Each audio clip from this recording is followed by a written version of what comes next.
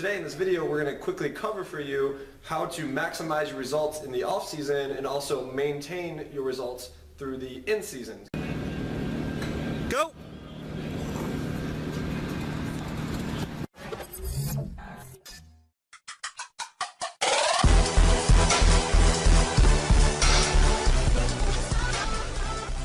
Yo, what's up guys? Josh here from Athletic Preparation in Auburn Hills, Michigan, and today I got a question from my man Carter. Carter is a pitcher. He's down there playing ball in North Carolina Central University, so shout out to my man doing his thing on his grind. Alright, so what Carter wanted to know was how he should structure his training, like how much training should he do in the off season versus the in season, alright? And so today in this video we're going to quickly cover for you how to maximize your results in the off season and also maintain your results through the in season, because again there's two training periods and the goals are completely different. As an athlete in the off season, when you don't have to dedicate a lot of time to practice, that is your time to hit the weights hard, hit the speed training hard, to really maximize your results, get bigger, get faster, get stronger, so that way when you do go play your sport, then you have a lot of those better physical qualities to make you a better athlete. And the in season, you need to take all that time, most of the time you're dedicated to training and dedicated to that specific skill in your sport. It could be pitching, it could be hitting, it could be blocking, tackling, whatever specific skills you need to do for your sport and your position. You need to dedicate all that extra time into that one skill so that you're amazing at it, all right? To real quickly provide a framework for you, we're just going to break down that all your body knows is stress, okay? And everything that you do to your body is stress, whether it's eating, playing sports, whatever it is. So we're just going to say you have a very simple life. We're going to take your stress and break it down into three simple things. It's going to be life, it's going to be your sport, and then it's going to be just training for your sport. So we're going to say you have a pretty simple life. So life, it could be stuff going on with your parents, it could be your money, your job, your girlfriend, anything stressful, we'll just say that's life. After that, we have your sport. This could be your coaches. This could be doing practice. So again, spending time mastering your craft. And then training is stuff you do in the weight room or speed training that you do, training for your sport. So we'll just say you have those three stressors for simplicity purposes. So this is going to be, this cup is you. Pretend this is a cup, like a cup of water. And this is going to be in season versus off season. So now this is super important because we need to know you can only spend so much of your stress, so much of your time, or so much of your currency on certain qualities, all right? Make sense? So we can only fit so much life, so much sport, and so much training in this one cup.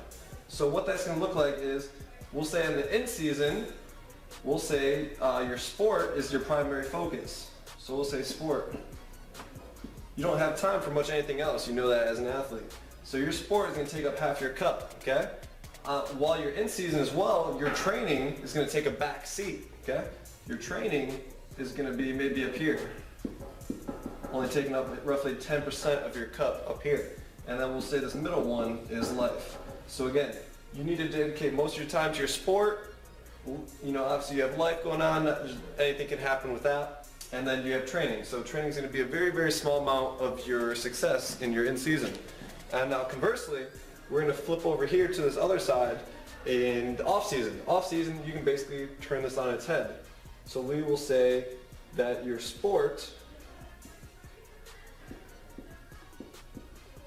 is going to be at the top part. We'll say life stays the same, and now your sport becomes training. Okay? So this is just real quick, it gives us a framework to when we're talking about how much time and stress you can tolerate in the off season versus in season. Now we're going to break this into detail right now.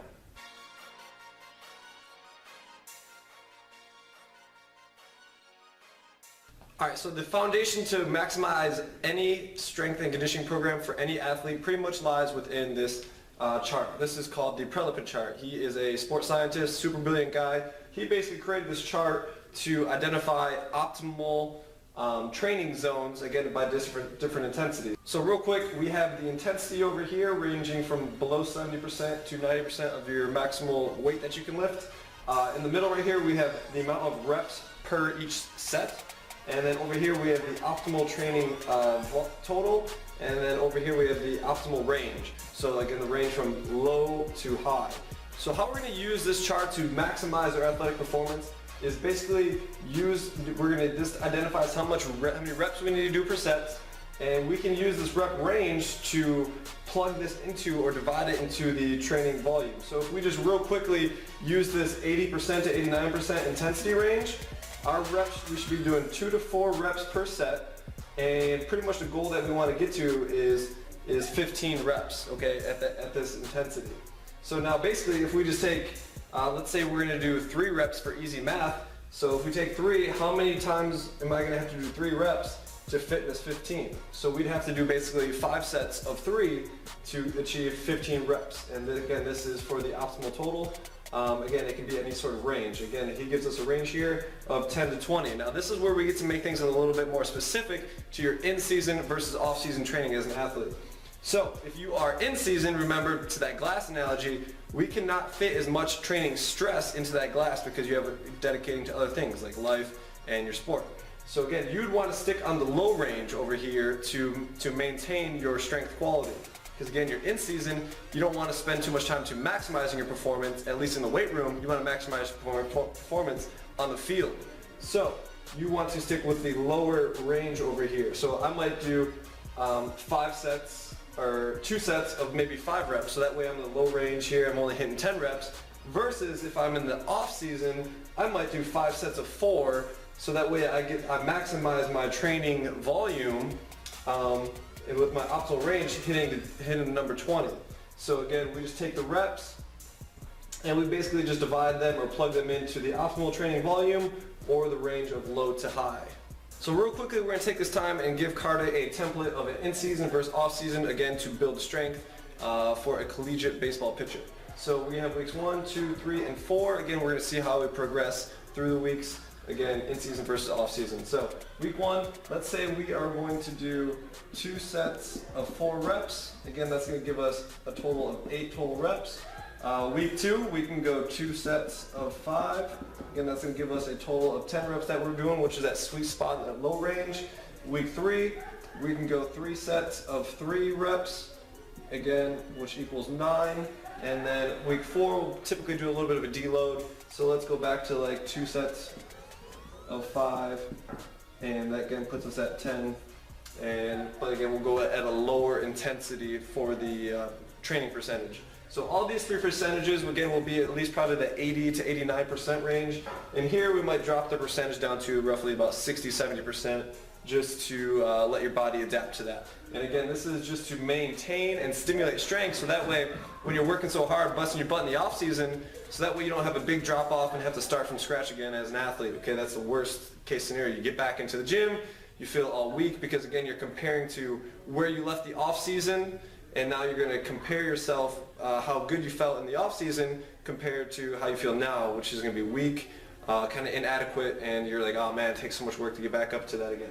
So now we're going to show you how we developed that in the off-season right over here. So drawing back to that chart, that optimal range is from 10 to 20. So we want to spend a lot more time on that 15 to 20 total reps at that percentage to maximize performance. So what we might look like, week 1, instead of doing 2 sets of 4, we want to increase the volume, the amount of work that we're doing. So we want to do roughly 3 sets of 5, which will put us at 15 reps for week 1. After that, we want to again progress even further. So let's say week 2, we go 4 sets of 4 reps, and that puts us at 16 total reps at that training percentage. Week 3, let's increase it even 1 time more.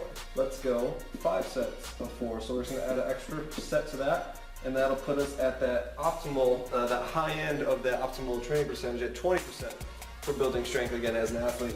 And then week 4, we typically want to use as a deload again to let our body super compensate, we say, which basically positively adapt to the stress that we're applying to the body. So let's go again, and we'll go 3 sets of 5. But what we will do here, instead of typically working at 80%, we'll drop it back down to roughly 60 to 70%. And then again, this typically goes back to our lower training volume again, as we can see over here. So this is something you can use for any sport. This chart is invaluable to you as an athlete if you want to get bigger, faster, and stronger. So if you want, you can put a download link to this chart down below. So if you want, take that, print that out, and then you can create a bunch of different set and rep schemes again to smartly and effectively plan your training on the in-season versus off-season, or if you are in the Michigan area, you can feel free to reach out to us and we can put this together for you. So feel free to go ahead and do that. And thank you for the question, Carter. Make sure you subscribe to our YouTube channel. If you have a question yourself, make sure you leave it in the comments below. Or again, just reach out to us and we will gladly do the same for you, all right? So thanks for you guys' time, guys, and take care.